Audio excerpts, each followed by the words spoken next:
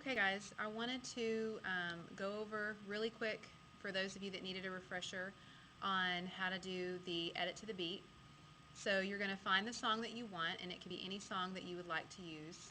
Click on that song in iTunes and then click and drag it up to this top area.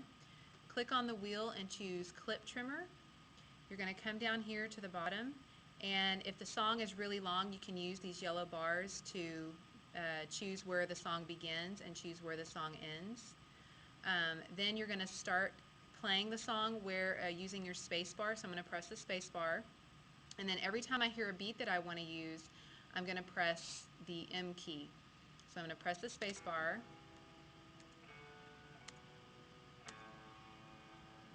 So every time you see one of these beat markers showing up, I'm pressing the M key.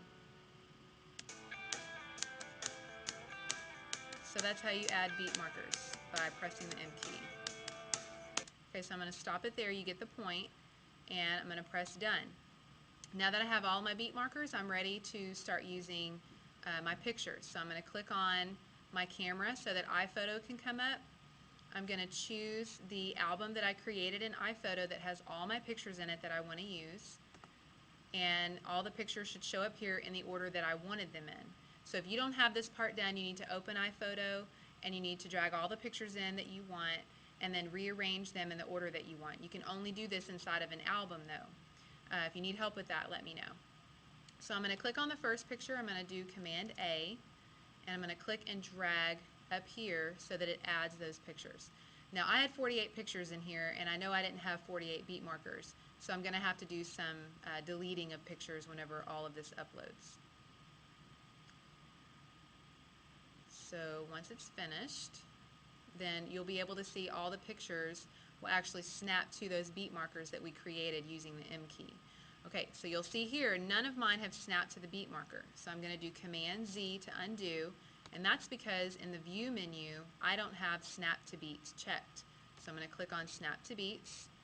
I'm going to come back over here and I'm going to choose a few of my pictures because I know I don't need them all. I'm going to drag them up here.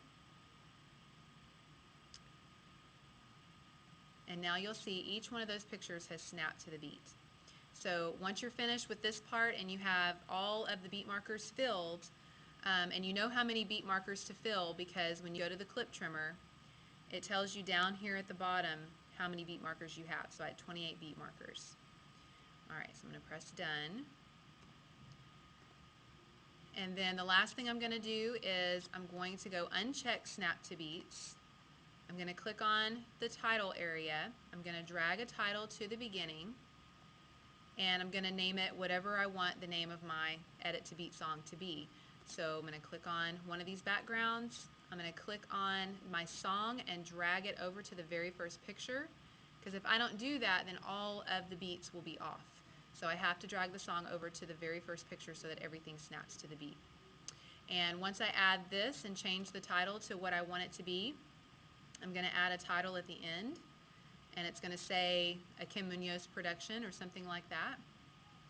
And once I have that last title completed, then all I have to do is go to Share and export as HD to my desktop, and then I'm going to turn it into Edmodo. So you'll see that it just quit on me here. So, but hopefully you got the point, and if you have any questions, feel free to ask. In this tutorial, we're going to learn how to edit our screencast videos in Articulate Storyline. So I've got a video that I recorded. Now I want to edit it. So I click on the video. That's going to open up the video tools. And you'll notice I've got the edit video feature. So let's click on that. And that's going to open up this video editor. And you'll notice you've got a few simple tools up here. So I can trim the video. When I click on that, I can set an entry and exit point for the video. So let's say I only wanted this one section in the course. I can just drag this to whatever I wanted to record in the course or what I want on my screen, and then when I hit save and close, it'll only have that small snippet of the video instead of the entire length of the video. If I decide I want to reset it, I just come up here and hit reset. The same option with my cropping. I've got a cropping tool. You can see if I drag it by the corners, it keeps it at the same aspect ratio. If I drag it from the other anchor points, I can crop it. So let's go ahead and crop this, and then we'll see what happens. So we'll keep it cropped. And then I can set my volume, brightness, and all of that. If you have a company logo or something that you want to do to brand or put a watermark on your video, just insert that and it'll come in as an image, and then you can also change the transparency on it. And then if you want to swap videos, just click on this. That'll allow you to swap out your videos. And then at any point you can always reset it. So let's go ahead and keep this and see what happens. So now what was this big screen is this little video, right? So I've got this video on the screen. So this might be fine for what I want to do, but let's say I don't want this anymore. Well, what do I do with my original video? So if I click on this, I go to edit video. You can see it still opens the original video, and I can reset it, and I'm back to where I started.